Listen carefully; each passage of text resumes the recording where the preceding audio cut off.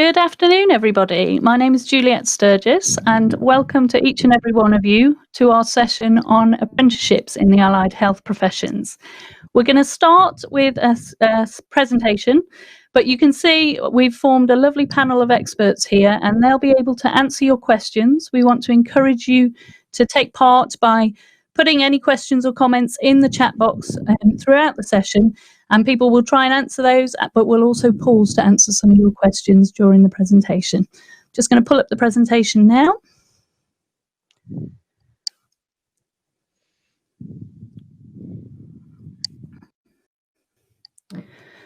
Okay, so just to be clear, and just in case some of you have only just joined the AHP platform, when we're talking about the allied health professions, we're talking about 14 specific professions within the NHS, and we're covering the apprenticeships that lead into those professions. So the allied health professions are art therapists, drama therapists, music therapists, podiatrists, dietitians, occupational therapists, operating department practitioners, orthoptists, osteopaths, prosthetists and orthotists, paramedics, physiotherapists, diagnostic radiographers, therapeutic radiographers, speech and language therapists. So this session is specifically for apprenticeships in those professions. So my name is Juliet Sturgess. I am a prosthetist orthotist, and if any of you have read my biog on the website, you'll see that I simply have the best job in the world. So I'd like to start by asking people to put a yes or a no in the chat box if you've ever met a prosthetist orthotist. So I'll just give you a few seconds to put in the chat box if you've ever met somebody like me before. Okay, well, you have now. But I asked that question because we are a very small profession within the NHS, but we do vital work. And the work that we do can be summed up by these two images on the screen now. So the image on the left just simply couldn't happen without prosthetists, because they make artificial arms and legs for people who need them. On the right, the picture represents the orthotic side of our profession, and that exoskeleton is the kind of device that we can provide as orthotists for patients that still have their limbs, but they don't work very well. So orthotists provide externally applied devices to help patients. Now, in the image on the right, we see an orthosis that will help with the legs and spinal injuries, but we can also provide neck and head supports. So we really do treat patients head to toe and of all ages. Now, my specific specialism is in the orthotic care of paediatric patients, which is an absolute joy. You can imagine the fun we have when we combine children with these devices, and the children are so resilient. I'm inspired every day by my patients adapting and overcoming sometimes extremely serious injuries, but there's just no stopping them. But enough about what I do. Let's move on to what you should do. Now, the most important message I want to get across today is that you have choices. In these strange times where a lot of decision making seems to be being done for us, I really want to get across the point that when you're thinking about your future education and your future career, there has been a lot of work going on to create alternative opportunities to traditional university-based education.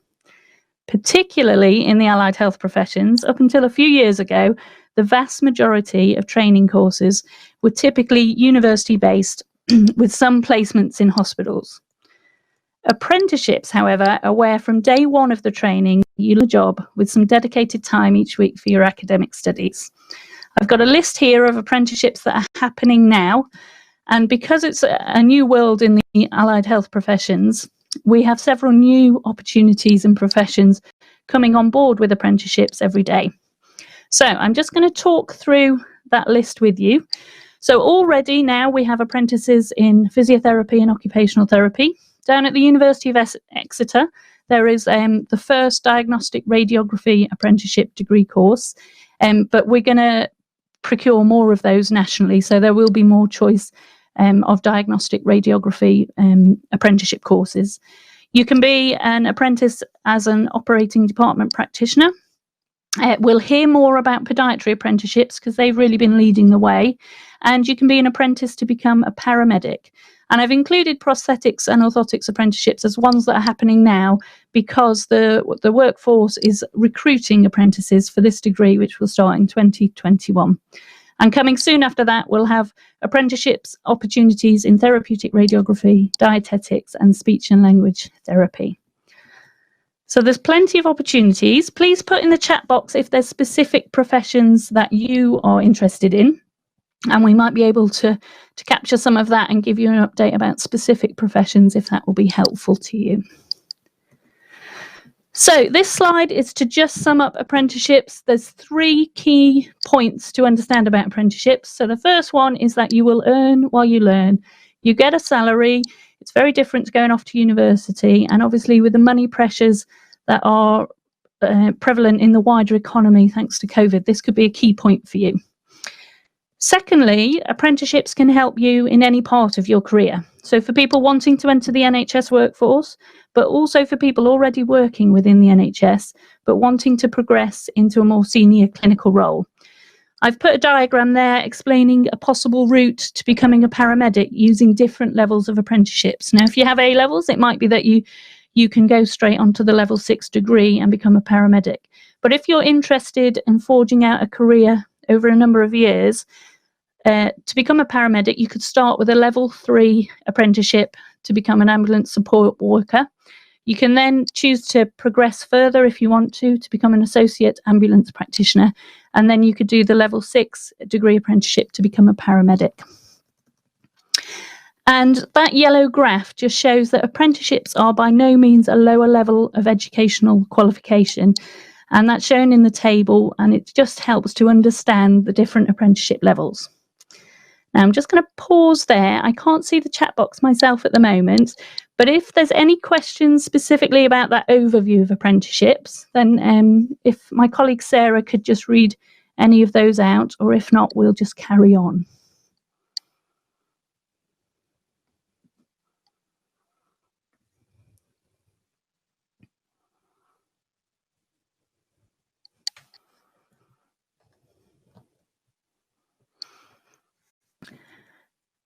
Okay, so we'll move on. I can't hear anything to the contrary, but there'll be another chance to pick up any of questions around that a little bit later. So I just wanted to explore a little bit of the similarities between both a traditional degree course route and an apprenticeship degree course route. And I have 2 trainees working with me at the moment. That's Steve May, who you'll see on the left, who's going to be one of the first cohort of apprentices starting next year, and Emily, who's just coming to the end of her traditional degree at the University of Salford, and she's been working with us on a placement there. They've put together a film, so if we can now play the film, that would be great.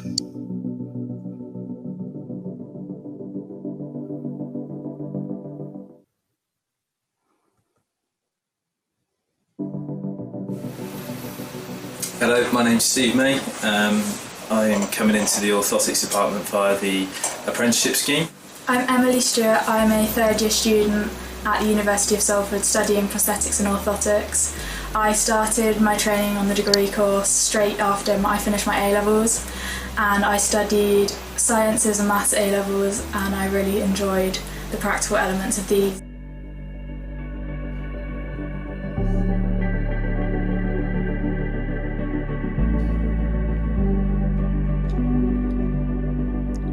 So here we see Emily, who was with us for an 8-week placement towards the end of her traditional university-based degree, and she's taking a mould of one of our patients' foot and ankle so that we can supply him with some splints to help with his walking.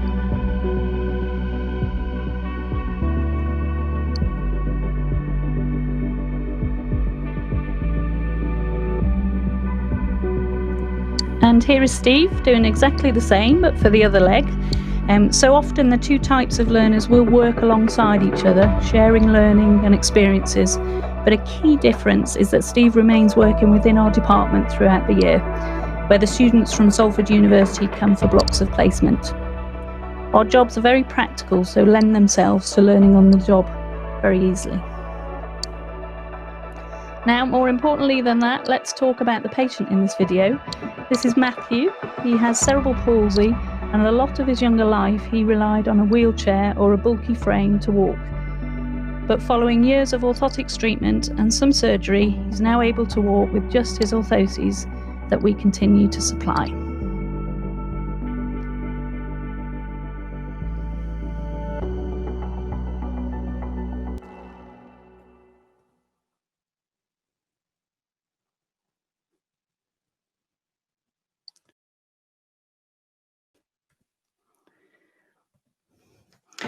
Now, I've added in this slide just as a little bonus. Part of the work I do is to support 4 specific professions that we call the small but vital professions. And I try to promote these in whatever presentation I'm doing. I don't even apologise for it anymore, because these are some of the most exquisite professions within the NHS.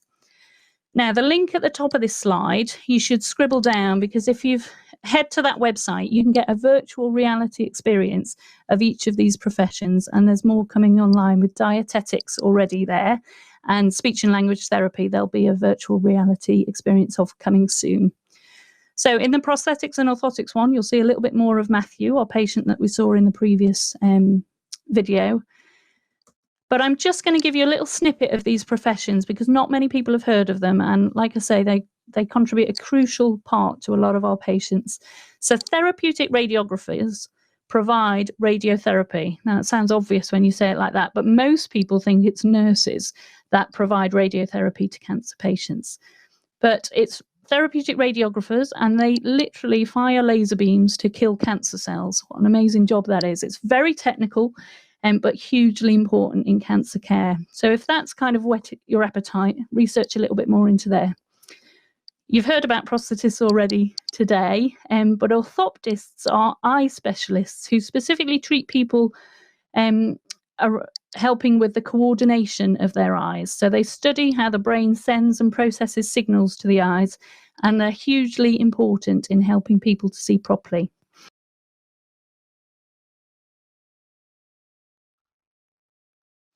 Okay.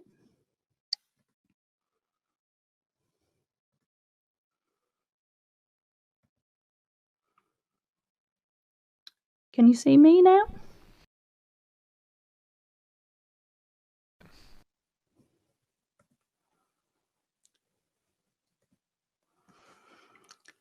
Now, can someone just tell me if you've heard what I've said about this slide so far? I think we've just had a few technical issues.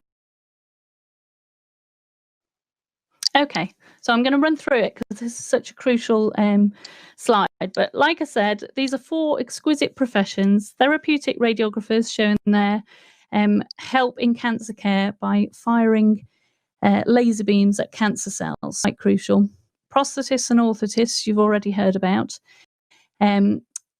Orthoptists, they're the ones that are eye specialists helping with the coordination of eyesight and the brain and how the brain acts with the eyes. And then podiatrists, I'm going to hand over to my colleague Emma, who's a podiatrist. She'll explain what podiatrists do, and we're going to use this profession to demonstrate exactly how apprenticeships work. Thanks, Juliet. Hopefully everybody can hear me. Oh, I'm on screen. Oh, there I am. That's better. So, yeah, so my name's Emma Stoneman. I'm a podiatrist. I've been a podiatrist for a long time now. I absolutely love what I do, I think like all of us, and being one of the small but vital professions makes me really proud to be a podiatrist.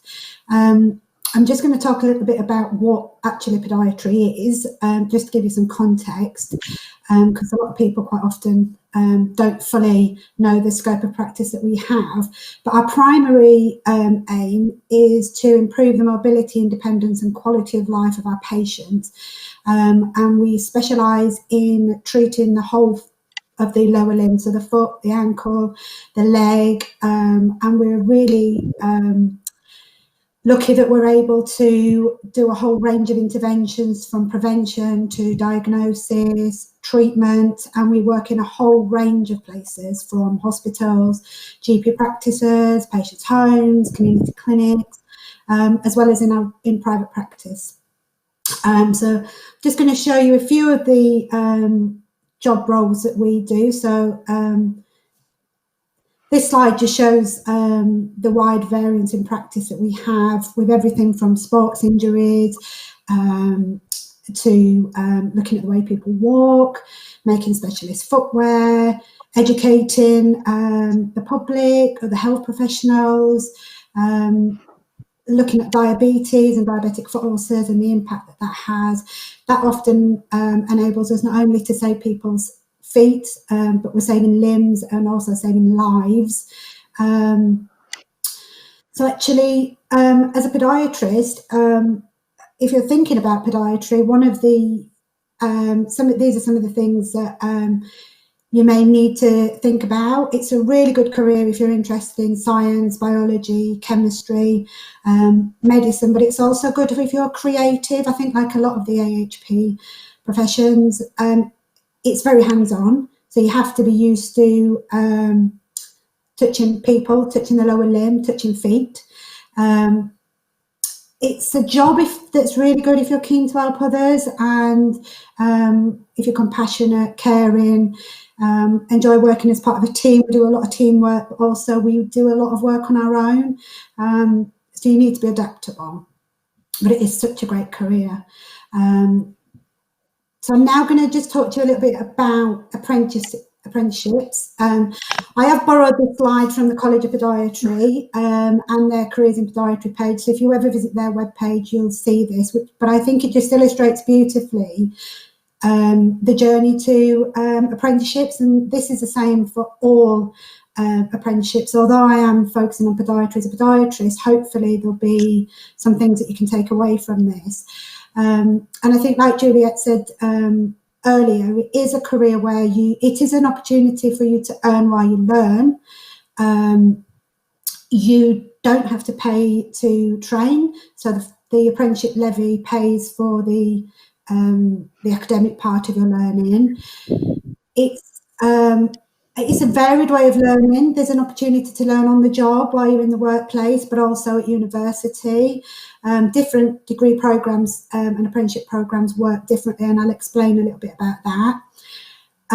If you're successful and you pass through all the modules and the programs and you complete a endpoint assessment, you qualify with a degree, which then means that you can join the HCPC and be regulated and work in the NHS as a podiatrist or any other allied health professional. And it's just a really exciting way to learn and to treat patients, have face-to-face experience, and join a career that makes a massive difference. So this is the lovely Lucy and Phoebe, who are employed at East London Foundation Trust. They're based in Bedfordshire, but these are our organisation's first podiatry apprentices.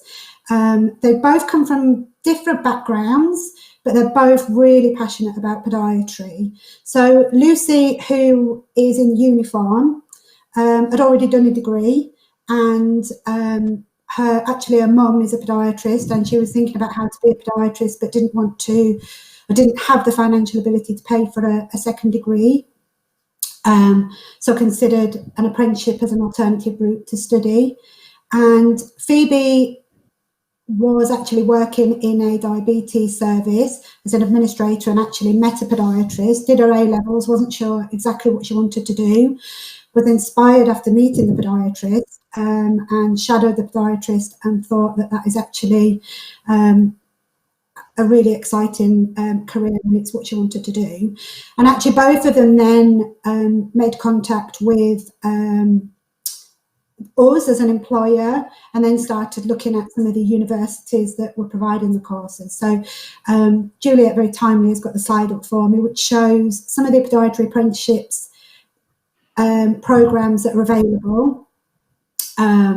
So Lucy and Phoebe are both studying at the University of East London, but the University of Plymouth, Huddersfield, Brighton and Salford already have the podiatry apprenticeship program up and running. And coming soon, we've got Derby that's being developed.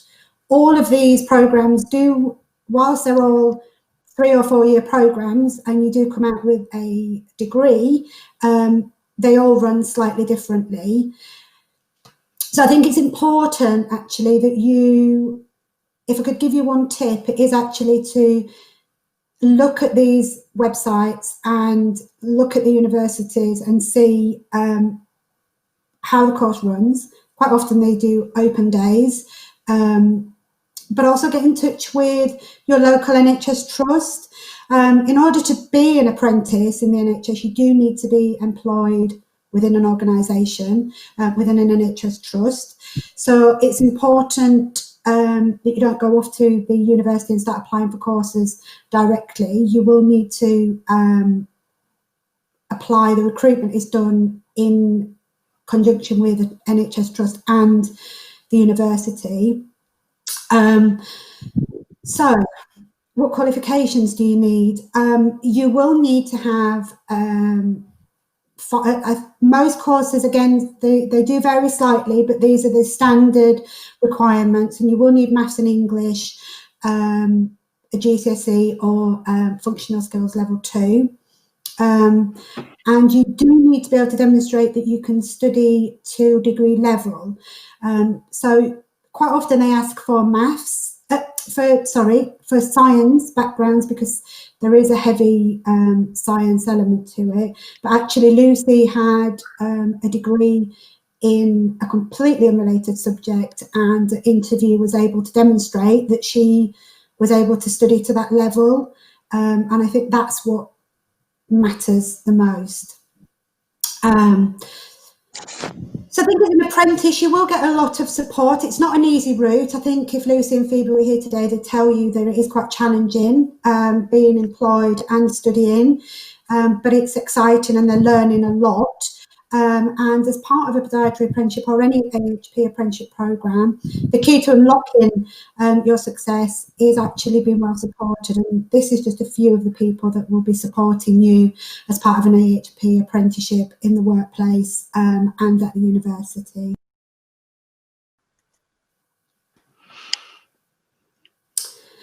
So we just got some links there on that last slide, but if you're interested in a particular AHP apprenticeship, I would, as a first point of contact, check the Professional Body website and have a look at where the apprenticeships are happening. Thank you. Thank you, Emma. We're going to go back to our expert panel now, and just for the last 5 minutes or so, we'd like to give you a few tips and hints, and if there are questions that we can respond to, then we'll give that a go. So while you're thinking about what questions you might want to write in the chat box, I'll just introduce the other people. If we don't get through them all, I will go through the chat box afterwards and respond to you individually as well. So from the University of Derby, we have Denise Baker, if we can show the panel members. Denise has been at the forefront of developing AHP apprenticeships. She was the genius behind a degree apprenticeship for operating department practitioners, which is an amazing course. It's delivered almost completely online. And for some of our smaller professions, it's crucial that we can access learning for those professions wherever we live in the country. And it's also been an absolute pleasure for me to work with Denise and the brilliant team who will be launching the Prosthetics and Orthotics Apprenticeship in 2021. We've got Steve May, who's also here. He's my apprentice at Yeovil District Hospital. We saw him in the first film. And he's worked in the NHS in various roles for over 20 years. So he can answer questions about working in the NHS and the opportunities he's found through the apprenticeship. We've got Sarah Aashley-Maguire, who's from the profession of dietetics, and she's used apprenticeships within her own team to develop people into assistant roles in her dietetic service. So creating opportunities at that level 3 apprenticeships. So I'm just going to stop sharing my presentation and we'll see.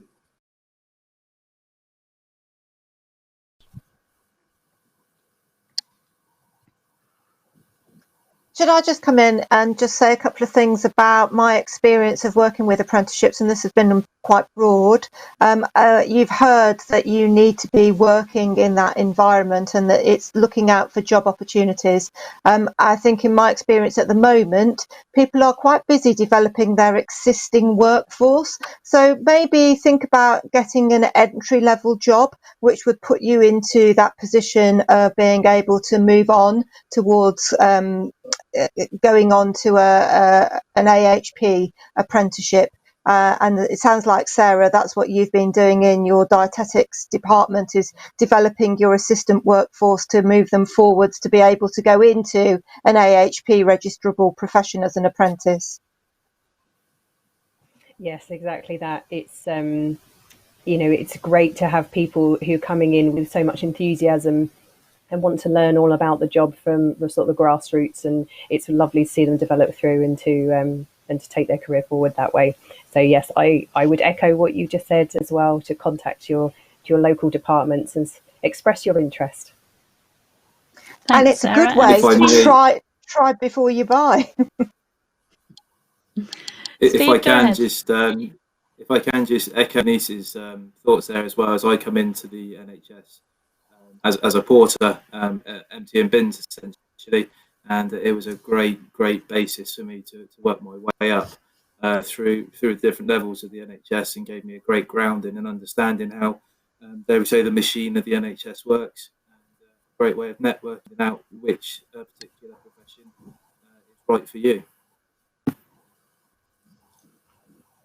Thank you, panel. So like I say, we'll pick up more questions in the chat. I'm just going to bring this session to a close with this final slide, which I hope you can see with the next steps.